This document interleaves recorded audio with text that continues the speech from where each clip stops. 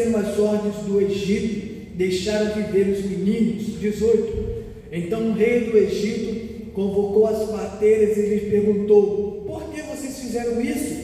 Por que deixaram viver os meninos? 19. Responderam as parteiras ao faraó: as mulheres hebreias não são como as egípcias, elas são cheias de vigor e dão à luz antes de chegarem às parteiras. 20. Deus foi bondoso com as parteiras e o povo ia se tornando ainda mais numerosos, cada vez mais forte, visto que as parteiras temeram a Deus e Ele concedeu-lhes que tivessem suas próprias famílias. 22. Por isso o faraó ordenou a todo o seu povo: lance no Nilo todo menino recém-nascido, mas deixe viver as meninas. Deus, eu me lanço em teus braços, reconhecendo que nada sou, nada posso, nada sei, Senhor. Mas a tua presença estiver comigo, tudo que o céu tem para esta noite, nós iremos receber, Pai. Muito obrigado pelo que o Senhor já fez nessa noite. Obrigado pelo que o Senhor está fazendo nesse momento. E obrigado pelo que o Senhor ainda há de fazer, meu Deus. Em nome de Jesus. Amém. Glória a Deus. Podemos assentar. O tema desta mensagem, o tema desta predicação, falei certo? Amém. É: Deus te escolhe no meio da crise. Amém? Deus te escolhe em meio da crise. Antes dessa história que acontecer, antes da opressão do Egito, antes da escravidão do Egito, vai chegar no Egito um jovem que foi traído pelos seus irmãos, um jovem por nome de José. Ele chega ao Egito e depois de todas as crises que ele passa, todas as crises que ele enfrenta, Deus escolheu José para salvar aquela nação e salvar as pessoas das nações que estavam ao redor do Egito, salvando assim o povo da fome. José então traz toda a sua família para morar no Egito, um local onde tem prosperidade. No Egito tinha segurança, tinha fartura. Então José, sendo agora governador, traz toda a sua família para morar no Egito. Mas esse rei, esse faraó que conhecia José, ele veio a morrer, entrando um outro faraó que não conhecia a história de José, não queria lembrar a história de José. E ele viu que os filhos dos hebreus, os filhos de Israel, eles eram numerosos, eles dominavam tudo. A história aqui vai dizer, se você começar do capítulo 1 acima, ele vai ordenar aquele povo, e ele tem medo que aquele povo que se tornou grande se torne mais forte que o povo do Egito. O que vai fazer com esse povo? Eles agora vão oprimir, eles vão agir com astúcia para que aquele povo não se para dominar aquele povo, para que aquele povo não se fique tão forte para dominar o Egito. Então vão começar agora a oprimir aquele povo, vão agora começar a escravizar aquele povo, o povo de Deus, o povo que salvou aquela nação. Só que Faraó esqueceu que ele estava mexendo com o povo errado. Faraó esqueceu que aquele povo era um povo escolhido do Senhor, e quem mexe com o povo do Senhor, ele acha que está prejudicando. Quem está lá fora está mexendo com o povo do Senhor, está oprimindo o povo do Senhor, está perseguindo o povo do Senhor, e eles acham que está prejudicando. Mas a própria palavra do Senhor vai dizer em Êxodo 1:12: todavia, quanto mais eram oprimidos, mais numerosos se tornavam e mais se espalhavam. Faraó queria que aquele povo fosse dominado, mas quanto mais Faraó tentava dominar aquele povo, mais o povo crescia, mais o povo se tornava numeroso. E eu já começo a pregar para a tua vida que hoje, deixa Faraó perseguir, deixa Faraó falar, deixa Faraó apertar a chave, deixa Faraó tentar achar que está prejudicando. A palavra do Senhor está dizendo para mim e para você nessa noite: e quanto mais perseguiam, mais você está crescendo. Quanto mais te persegue, mais você está crescendo. Quanto mais luta para o teu mal, mais você está crescendo. Você lembra de José? José governava a sua casa, José governava a casa de seu pai. Mas o que?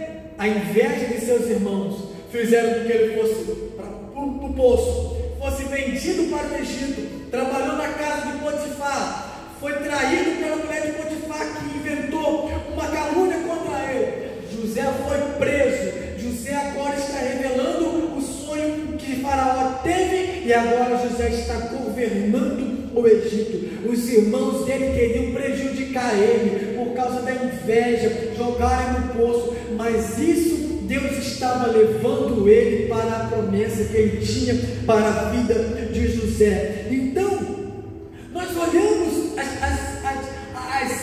as atitudes que muitas pessoas têm ao nosso respeito. Parece que nos vem assim, fala: eu vou perseguir ele, eu vou parar ele.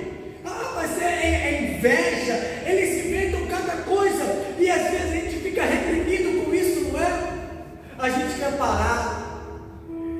Mas todavia, quanto mais eram oprimidos, mais o povo de Israel crescia, mais o povo de Israel se multiplicava.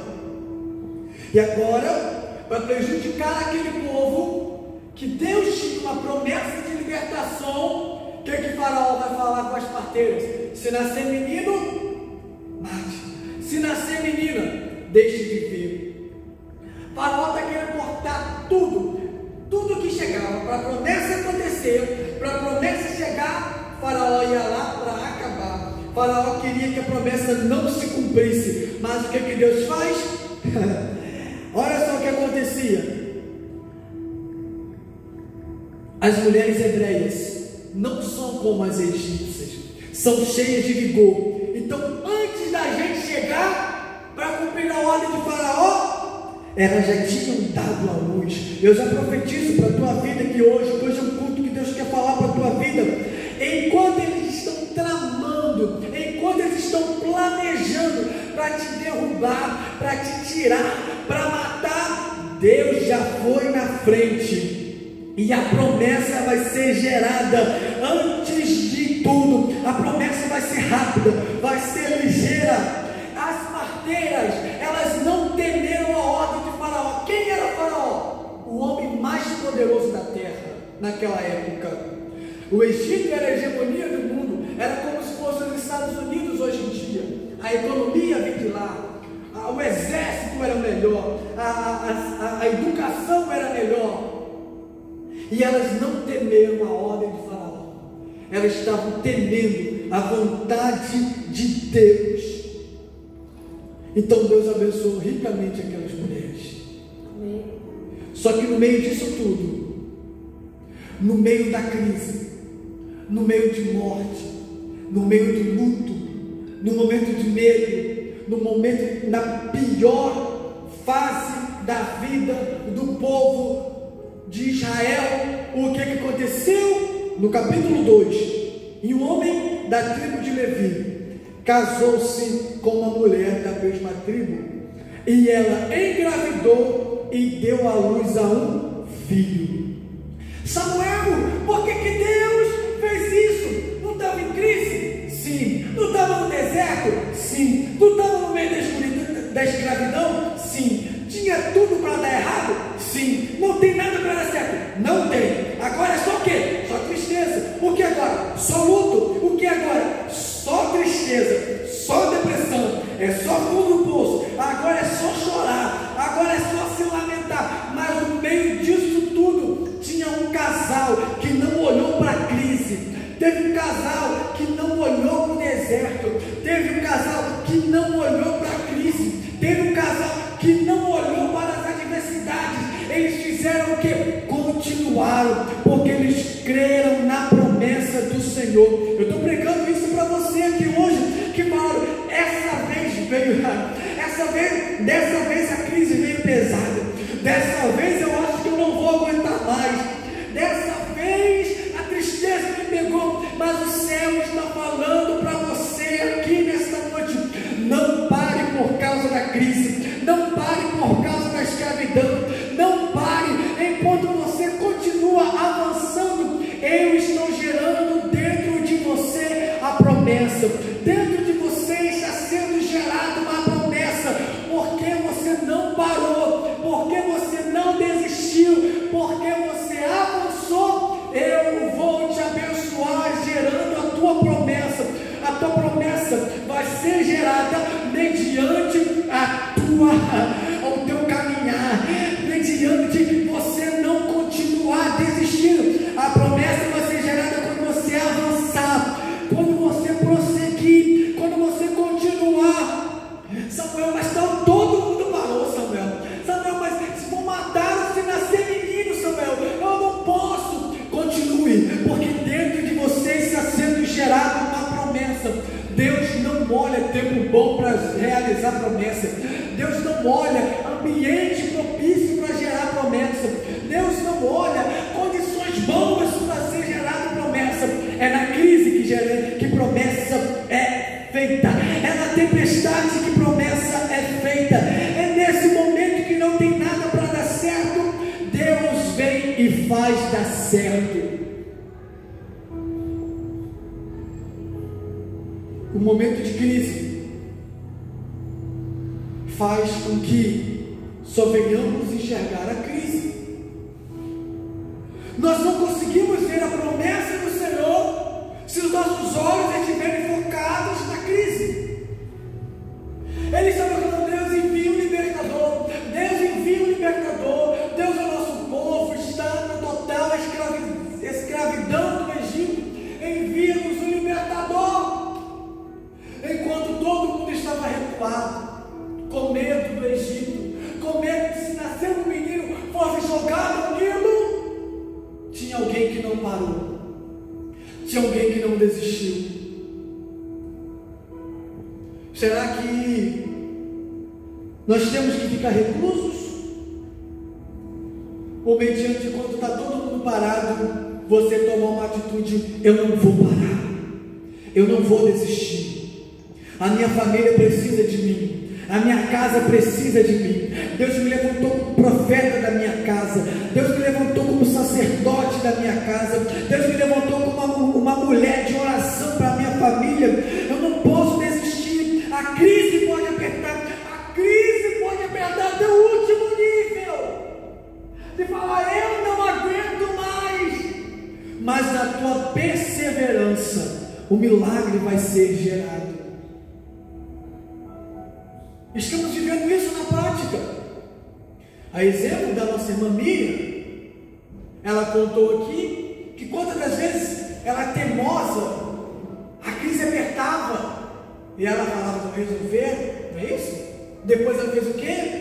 Eu vou entregar tudo na mão de Deus, porque eu sei que Ele vai resolver. Problemas continuam, nós estamos na terra, nós somos seres humanos, as lutas vão seguir, o deserto vai chegar, mas agora ela tem esperança. Eu confio no meu Deus, eu confio no meu Senhor. Oi, crise, você está aí, crise, mas olha só quem está comigo: o Senhor dos exércitos está comigo.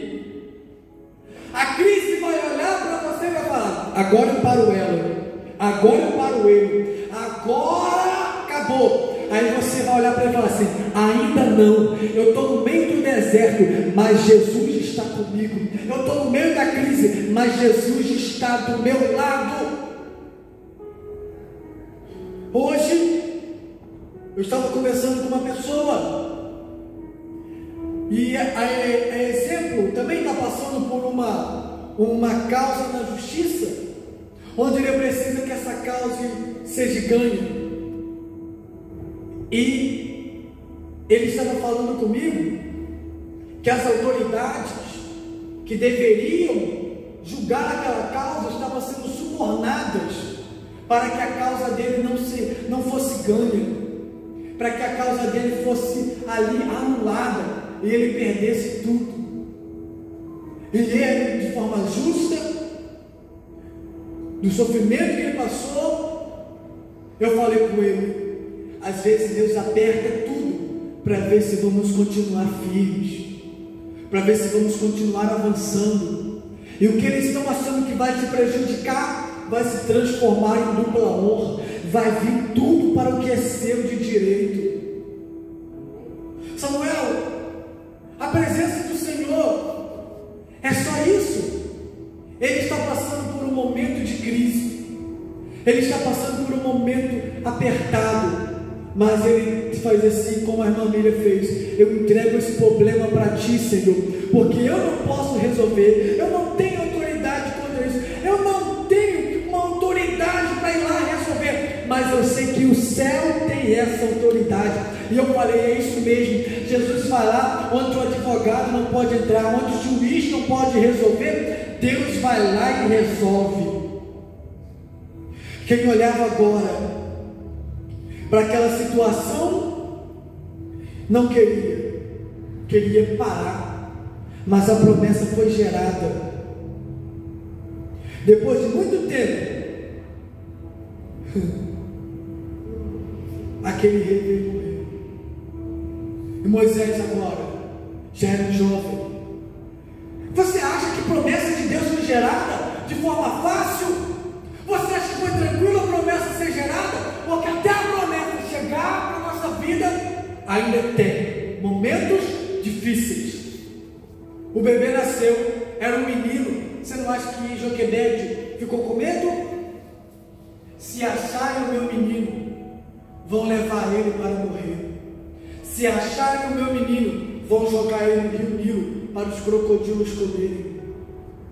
Ela escondeu aquela criança por 3 meses. Imagina uma criança recém-nascida agora, se chorar, não chora, não pode chorar, não pode brincar, não pode fazer bagunça, tem que ficar escondida, porque se Faraó te encontrar, vai te levar.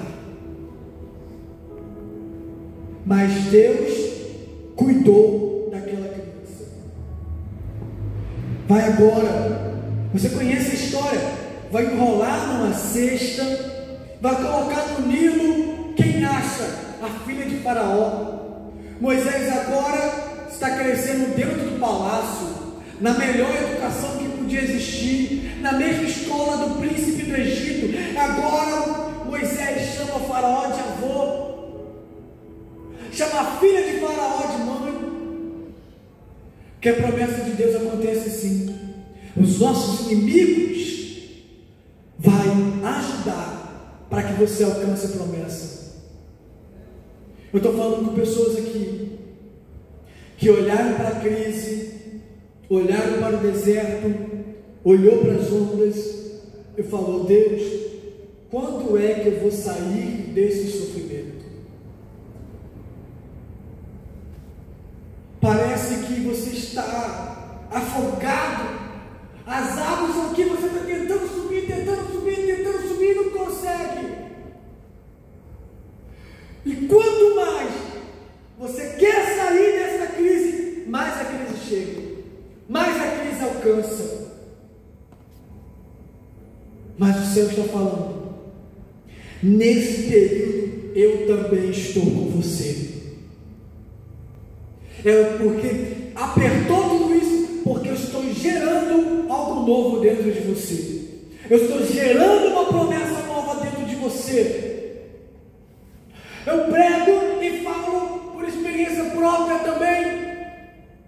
Antes da gente vir para cá, de recebermos a notícia, eu converso isso sempre com o irmão Michel. Antes da gente vir para cá, eu trabalhei no emprego onde eu era humilhado todos os dias, de 8 horas da manhã até 5 horas da tarde, de segunda a sábado. Eu chegava em casa e já não tinha alegria. Minha esposa conversava comigo, eu não queria conversar. Eu só queria ficar dentro do quarto trancado. Acordar no outro dia, ao invés de acordar, glória a Deus, aleluia, acordei. Era um sofrimento, porque tinha que estar totalmente de novo naquele lugar. E quando eu saí disso, veio outra pior ainda, que até hoje estou ser raízes disso ainda. Até hoje tem que pagar algo que aconteceu. Eu falei, não. Ameaçado até de morte. Eu e minha esposa. Minha esposa não aguentava. Passava mal de tanto opressão maligna que vinha para cima da gente. E a gente orando. E a gente clamando. E a gente querendo desistir. E agora, Deus, como é que eu vou sair disso? Aí veio uma pessoa, falou assim, ela veio, antes disso passar assim, eu vejo vocês passando por um grande evento, mas a vitória para a vida de vocês vai ser grande. E eu agarrei aqui. E depois ela veio novamente e falou assim, vai vir uma grande oportunidade para a vida de vocês. E não é para vocês recusarem. Eu nunca imaginei. Desde criança, eu não gosto de pregar falando sobre mim, mas o Senhor está me permitindo. Desde criança eu ouvia, você vai para outro país, você vai pregar a palavra em outras nações. Muitas pessoas, além daqui, vão ouvir o que Deus fez na tua vida. E eu olhava para tudo isso que estava passando e falei assim, Aline, como eu vou sair daqui, Aline? Eu não tenho dinheiro para ir na padaria comprar um pão. A Aline e eu já moramos em lugares que vocês nem imaginam que um ser humano poderia habitar. Ficamos sem comer. Às vezes o gás acabava e não tinha como comprar gás. Às vezes tinha gás e acabava a comida. Mas em todo momento eu falava, Aline, eu sei que Deus tinha uma promessa, mas olha como nós estamos agora. Samuel, você questionou Deus? Questionei. Eu falava para Deus, Deus, por que eu estou passando por isso? Tantas promessas na minha vida, e eu passando por isso tudo. Mas no momento estava tudo apertado, né? Moído, sabe quando a gente pega aquele pano, né? A gente limpa, torce ele, sai aquela água, aí depois a gente dobra de novo, torce, sai mais. Eu estava assim, eu estava desse jeito. Foi quando, num dia comum, o pastor José Carlos veio aqui na igreja para tratar um assunto de trabalho para você. Como os irmãos sabem, eu trabalho na parte de mídia da nossa igreja, de todo o campo do Ministério Ágape. Ele queria alguns projetos e ele falou, o Uruguai está aberto ainda para você. E a irmã Sandra sabe disso, que na outra vez, na época da pandemia, o pastor José Carlos tinha feito o convite também. Falei, eu vou, pastor. Mas nós não poderíamos estar. Mas chegou o momento.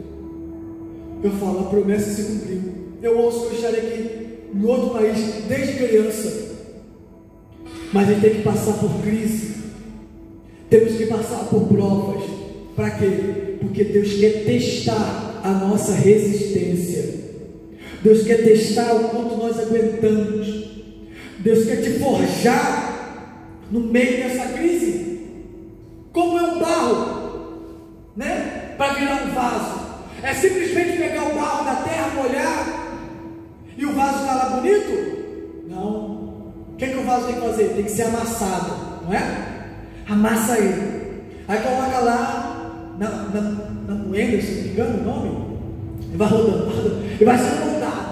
Aí amassa, aí não fica bom, coloca mais água, amassa novamente. Aí quando o vaso está pronto, o que acontece?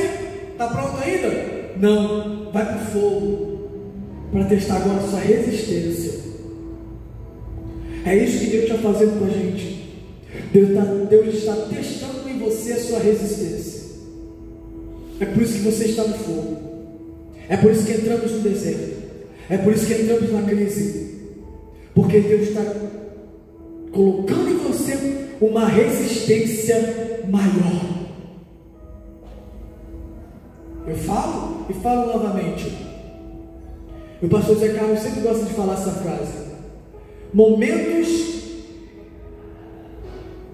de tranquilidade na vida do cristão é somente a gente consertar o nosso barco para irmos novamente para o meio da tempestade. É momento de bonança? Conserte o barco para vir outra tempestade. Deus tem coisas grandes para mim e para você, mas só vai chegar quando a nossa resistência estiver pronta, quando você aguentar tudo isso. Mas eu já aguentei muita coisa. Graças a Deus, porque você está suportando. Graças a Deus, porque você está suportando tudo isso. Graças a Deus, porque pessoas já pararam, pessoas já surtaram, pessoas já desistiram, pessoas já até tiraram sua própria vida, mas você continua firme mesmo diante da crise. Porque Deus está contigo, Deus está com você. Moisés cresceu, foi gerado no meio da crise para libertar o povo de Israel. Quanto maior o teu chamado, maior vai ser a tua prova, mas também maior será a tua vitória, em nome de Jesus. Moisés nasceu, passou por muitas provas, passou por muitas dificuldades, mas voltou para libertar o povo de Israel. Eu encerro aqui falando para você que hoje essa crise só apertou porque a bênção de Deus está chegando para a tua vida. A promessa está pertinha. Não saia correndo, não feche a porta para falar, eu vou fugir desse problema, não fuja do problema, porque quanto mais você fugir do problema, o problema vai vir novamente. Mas quando você fala, eu vou enfrentar isso no nome do Senhor, a vitória de Deus está chegando para a sua vida. Você crê nisso? Glória a Deus. Aplauda o nome de Jesus. Glória a Deus.